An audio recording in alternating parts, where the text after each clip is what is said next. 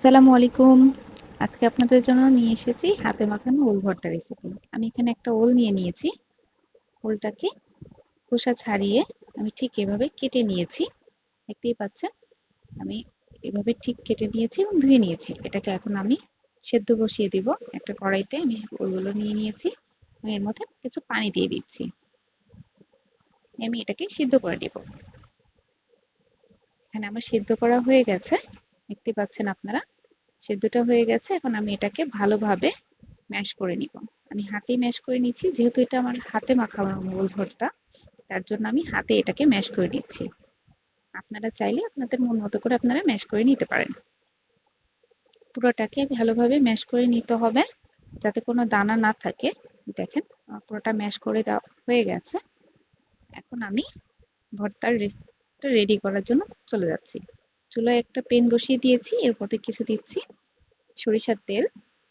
সরষের তেলটা হালকা গরম হয়ে এসেছে, এর মধ্যে আমি কিছু শুকনো মরিচ দিয়ে দিয়েছি। আপনারা দেখতে পাচ্ছেন শুকনো মরিচ দিয়ে দিয়েছি এবং দিয়েছি কিছু রসুন কুচি, পেঁয়াজ কুচি। এটাকে আমি হালকা ভেজে নেব। হালকা লাল হবে, হালকা লাল লাল করে এটাকে ভেজে নেব।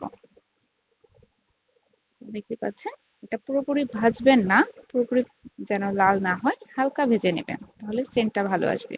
ভাজা হয়ে গেছে, আমি নামিয়ে নিলাম। কিছুটা লবণ দিয়ে মরিচগুলোকে আমি ভালোভাবে মিশিয়ে নিচ্ছি। মরিচ মেশানো হয়ে গেছে। এখন পেঁয়াজ রসুনটা মরিচের সাথে ভালো করে মিশিয়ে নিচ্ছি। আমি এর মধ্যে তেল দিয়েছি, যে তেলটাতে আমি পেঁয়াজ রসুন ভেজেছি, সেই তেলটাই আমি এখানে দিয়ে দিচ্ছি এবং ওটার সাথে ভালোভাবে এটাকে মাখিয়ে নিব। আপনারা চাইলে এখানে সরিষা বাটা অ্যাড করতে পারেন। আমার এভাবেই খেতে ভালো লাগে, তার জন্য আমি সরিষা বাটা অ্যাড করিনি। সরিষাটা ভিজিয়ে একটু পেস্ট করে এর মধ্যে অ্যাড করে দিবেন। আমি এখানে লেবু দিয়ে দিচ্ছি। লেবুটা দেওয়ার কারণ হচ্ছে অনেকেরই ওল ভর্তাতে মুখ চুলকায়। তো মুখ চুলকানোর কারণে আমি ওই লেবুটা এখানে অ্যাড করে দিচ্ছি। লেবুটা অ্যাড করে ভালোভাবে মাখিয়ে নিচ্ছি। আমার একটু তেল কম হয়েছিল মনে হচ্ছিল, তার জন্য তেলটা আমি আবার দিয়ে নিলাম। সেই ভাজা তেলটাই কিন্তু আমি দিয়েছি।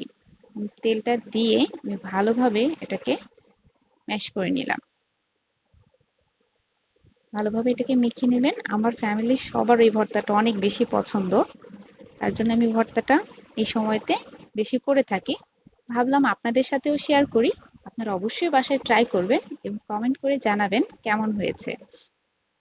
ভর্তাটা প্রায় মাখানো শেষ হয়ে গেছে, দেখতেই পাচ্ছেন ভালোভাবে আমি ভর্তাটাকে মাখিয়ে নিলাম। ভর্তাটা মাখানো হয়ে গেছে, ভর্তাটা আমার রেডি।